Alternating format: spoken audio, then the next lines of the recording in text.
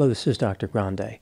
Today's question is, can I analyze the case of Bernadette Protti and Kirsten Costas?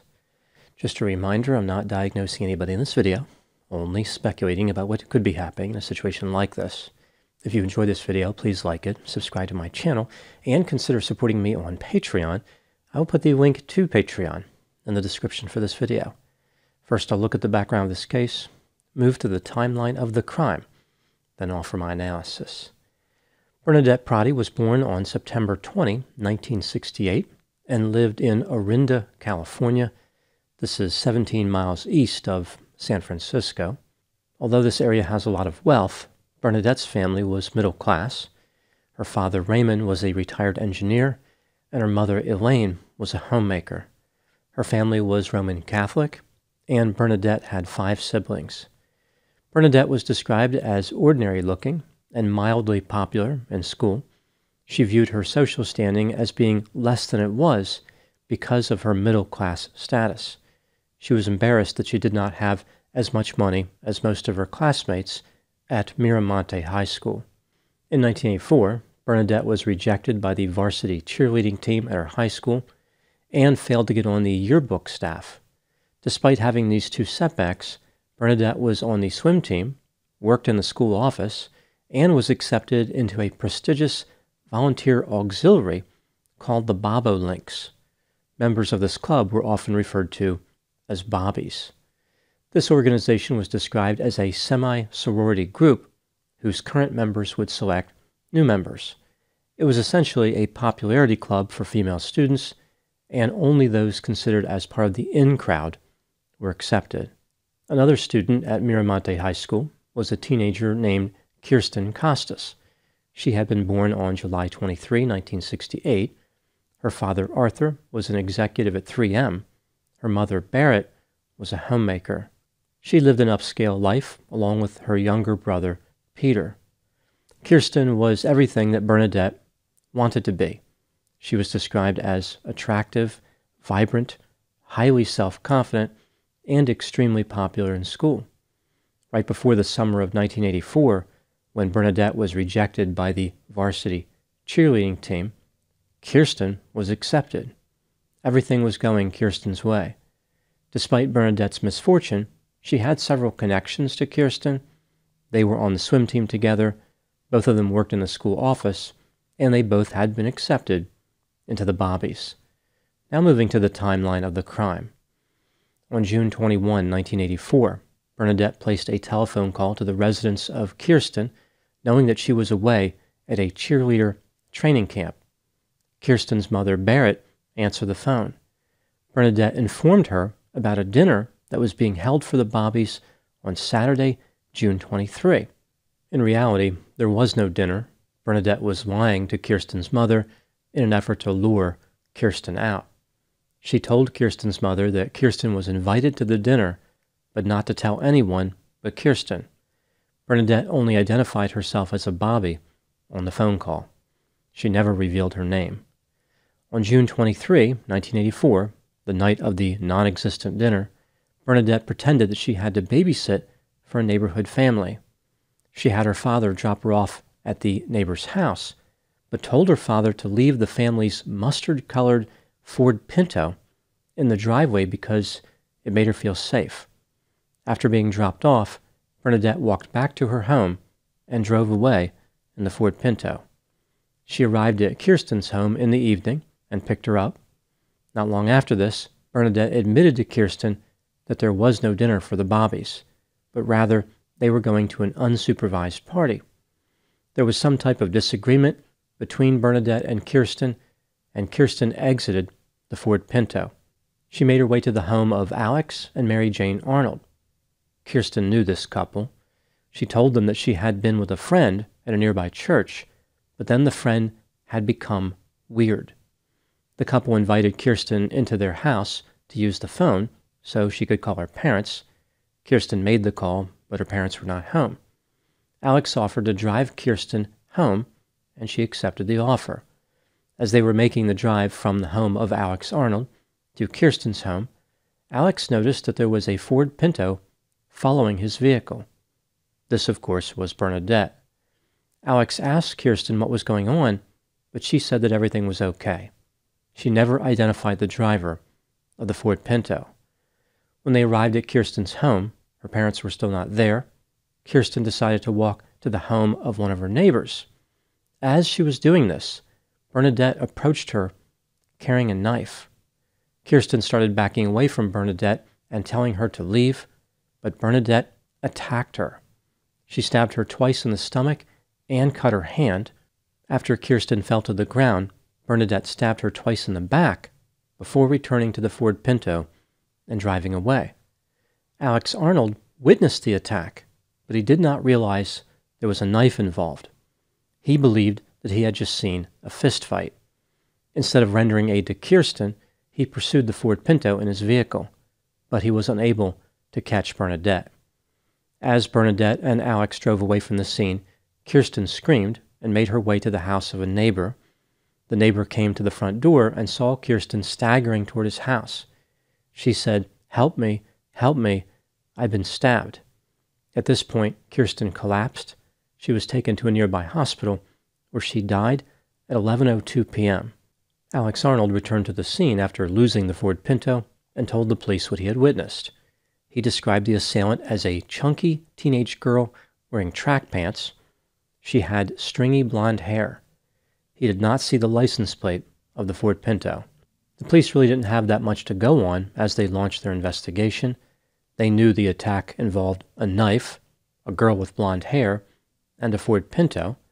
They also believed that the teenage girl who called Kirsten's mother 2 days earlier was the perpetrator, but there was no way to trace that call.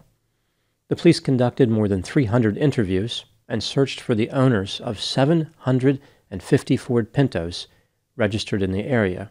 It did not take them long to realize that Bernadette's family owned a Ford Pinto, but Bernadette claimed that she was babysitting on the night of the murder. The officers never bothered to confirm Bernadette's alibi because they believed that she was just as upset as all the other teenage girls who knew Kirsten. The police gave Bernadette a so-called lie detector test, also known as a polygraph. They believed that she passed the test, even though a person cannot pass or fail a polygraph. This test is nothing more than a manipulation tool used by the police. It is pseudoscientific nonsense and cannot detect deception. The police were unsatisfied with the progress of the investigation, so they contacted the FBI. In order to narrow down the list of potential suspects, the FBI developed what they referred to as a behavioral profile of the killer. They said that the killer was probably Roman Catholic, from a large family, known to the victim, female, a teenager, Caucasian, drove a Ford Pinto, and would not publicly display remorse. The police were dazzled by this behavioral profile, even though essentially every item on the profile was painfully obvious. Of course, the suspect was a teenage Caucasian female who drove a Ford Pinto. They knew this from the witness. As far as guessing that she was Roman Catholic, many people in the area were. If the FBI presumed that she was Catholic, it stands to reason she would be from a large family. Being known to the victim and not displaying remorse also seemed pretty obvious. Using this uninspired behavioral profile, the police decided to talk to Bernadette again. It was only at this point they realized that they never confirmed her alibi. When the police checked into it, they learned that Bernadette had not been babysitting. The FBI decided to interview Bernadette. She matched the physical description of the attacker, had access to a Ford Pinto, and lied about her alibi. Despite these inculpatory factors, there really wasn't much evidence against Bernadette. Law enforcement really needed a confession. An FBI agent reviewed the profile of the killer with Bernadette to scare her. She noted that the profile sounded just like her, asked what would happen to Kirsten's killer, and said that the public humiliation might be worse than prison. Despite the signs that she might be thinking about confessing, Bernadette denied any involvement in the murder and went home. She wrote a note to her mother confessing to the murder. After her mother read this note, she drove her daughter to the sheriff's office, where Bernadette admitted to the police that she was responsible for Kirsten's murder. Here's the story that she supplied. Bernadette was aware of an unsupervised party and wanted Kirsten to attend. She lied about there being a dinner for the Bobbies so that Kirsten's parents would let her leave the house. Kirsten agreed to go to the party, but wanted to smoke marijuana outside of a church before arriving. Bernadette was upset about this and claimed that Kirsten was making her feel inferior due to this attitude. Kirsten thought Bernadette was being weird. When Kirsten exited the Ford Pinto, Bernadette was worried that she was going to tell people what happened because Kirsten was very talkative. Bernadette became angry, chased her down, and killed her with the knife. She did not take the knife with her intending to commit murder. Rather, it just happened to be in the Ford Pinto. On December 11, 1984, Bernadette was charged with murder. She went to trial in 1985. Due to her age at the time of the killing, she was tried as a juvenile before a judge, not a jury. There was no mystery about whether or not Bernadette killed Kirsten. The only debate was between first and second-degree murder. On March 13, 1985, Bernadette was convicted of second-degree murder. The judge did not believe that she premeditated the crime. 16-year-old Bernadette Protti could only stay in the juvenile justice system until she was 25 years old, regardless of the conviction. So in a sense, the verdict was academic. She was sentenced to the maximum of 9 years in prison. In the California Youth Authority, Bernadette earned a high school diploma and the equivalent of an associate's degree.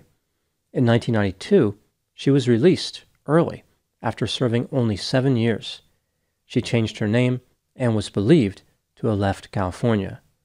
There are many people who think they have found Bernadette, but no official media sources have reported her new identity. Now moving to my analysis.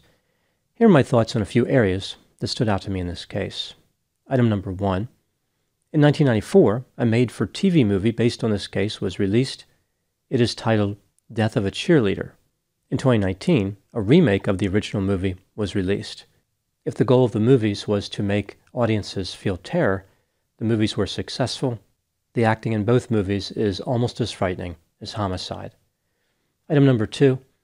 Kirsten Costas was a very popular student, but not everybody liked her. She was described as condescending and dismissive. On a ski trip for school, Bernadette was insulted by Kirsten. Evidently, Kirsten made fun of Bernadette for having cheap skis and boots. During her confession to the police, Bernadette talked about how Kirsten represented everything that bothered her. Kirsten was attractive, popular, had money, and was successful at everything. Bernadette failed to make the obvious connection. If Kirsten was arrogant, there was no sense in putting her on a pedestal. Bernadette displayed her own narcissistic traits by looking up to somebody like Kirsten. She viewed somebody who was arrogant as a role model. Item number 3.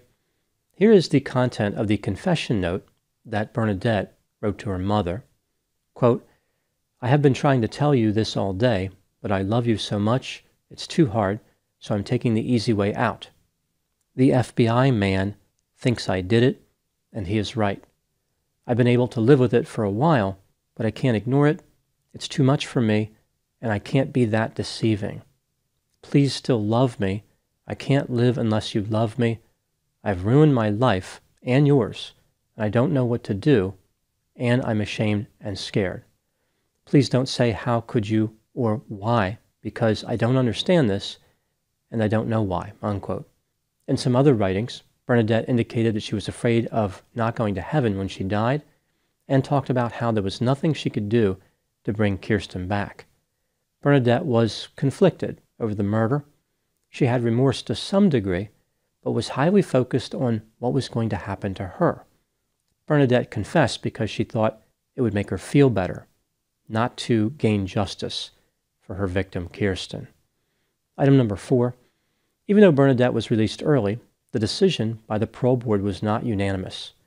One parole board member was surprised about how Bernadette had a confrontation with her boyfriend while incarcerated. He thought that she continued to be a danger to the public and was in need of further treatment to address her inability to control her anger and impulses. The board member said that Bernadette had a hidden trigger that anyone could pull. She was dangerous and possessive. Item number 5. Did Bernadette bring the knife, or was the knife already in the Ford Pinto? At the murder trial, one of Bernadette's older sisters testified that she may have left the knife in the Ford Pinto because she regularly prepared vegetarian meals in the car. Essentially, Bernadette's sister was explaining how Bernadette may not have been responsible for the knife being in the car. Some people have found this story to be unbelievable. It's like the knife was just a weapon of opportunity. I guess Bernadette would have people believe that if her sister liked ribs instead of vegetables, Bernadette would have beaten Kirsten to death with a barbecue grill. I think it's more reasonable to believe that Bernadette brought the knife with her. This brings me to item number 6. Was the murder premeditated? Bernadette argued that she did not plan to kill Kirsten. The judge agreed that the murder was not premeditated. In my opinion, Bernadette did commit first-degree murder. Here's what I think happened. This is just a theory, my opinion. Bernadette was desperate to move up a level in her social standing and thought that Kirsten could help her. It's also possible that she was romantically attracted to Kirsten. Either way, she put together a ruse to have some alone time with Kirsten. The meeting went badly, and Kirsten found Bernadette to be creepy and weird. This was an accurate assessment. Bernadette did not plan to kill Kirsten from the beginning, but she wanted to have the option. This is why she brought the knife. When her mission failed, she decided to commit the murder. There was enough time here for the crime to be considered premeditated. So she didn't plan it from the beginning, but she still planned it somewhat in advance.